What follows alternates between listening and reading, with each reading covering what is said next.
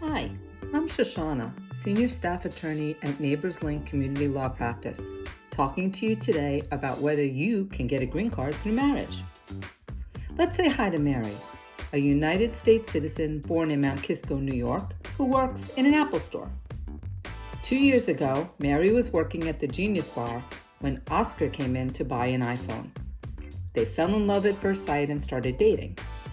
It turns out that Oscar was born in Guatemala and had entered the United States on a tourist visa. Though he had originally planned on returning to Guatemala, Oscar decides to stay in the United States, moving in with Mary. Mary and Oscar adopt a dog and name her Honey. Oscar and Mary marry at City Hall. They make an appointment with an immigration lawyer to discuss options, and they learn that Mary can file a petition for Oscar that will lead to a green card.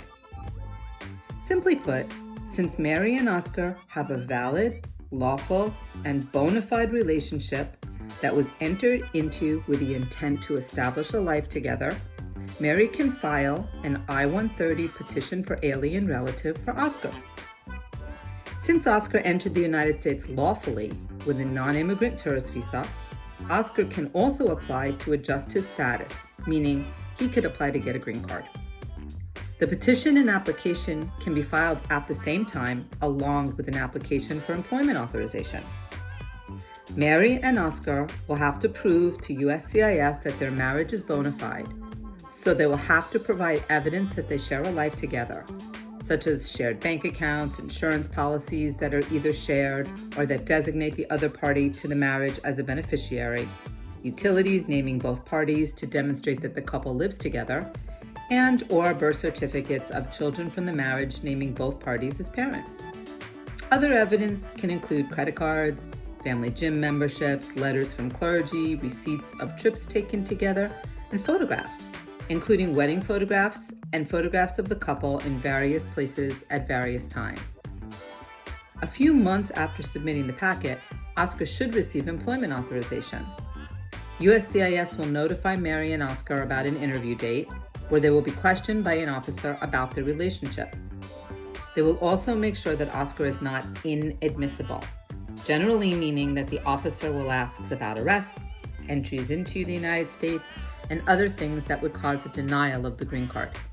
To be clear, inadmissibility grounds are complicated, and an immigration lawyer should be consulted to confirm that Oscar isn't subject to any of them, which could result in his deportation.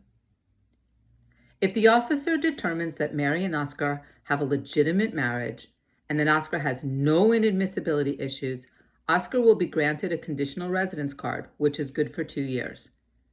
90 days before the second anniversary of that card, Mary and Oscar will have to file a new petition to remove the condition and show USCIS that they are still together. But was this really so simple? For Mary and Oscar, the path seems straightforward as long as Oscar doesn't have any of those pesky inadmissibility grounds. For Judy and Miguel, though, the path isn't so simple.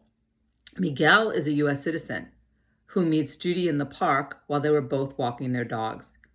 Judy was born in Mexico and walked across the border in 2012, living in the U.S. unlawfully ever since.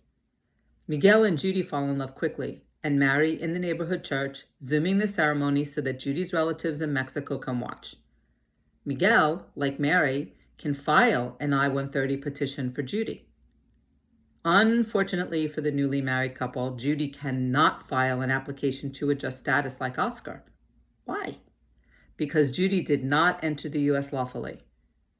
For Judy to become a lawful permanent resident, meaning for her to get her green card, Judy will have to return to Mexico and apply for an immigrant visa with the State Department.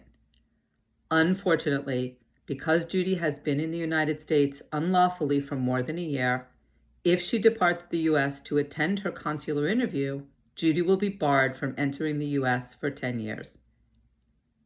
Marriage under the Immigration and Nationality Act is complicated and depends on many factors. It's very important that you consult with an immigration lawyer before making any decisions.